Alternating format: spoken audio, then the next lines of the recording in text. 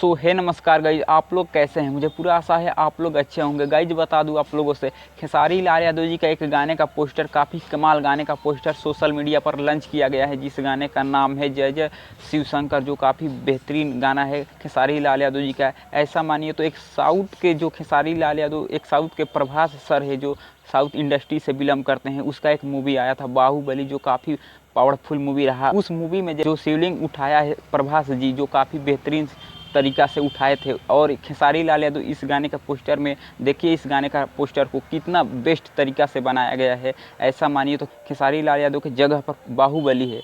तो गाइज इस गाने को बालाजी रिकॉर्ड भोजपुरी चैनल पर रिलीज़ किया जाएगा और इस गाने को लिखा है पवन पांडे और म्यूजिक बनाया है प्रियांशु सिंह जी, जो काफ़ी बेहतरीन गाना है। अब देखिए कब तक आ रहा है, मेरे हिसाब से आज ही लॉन्च कर दिया जाए या कल आएगा।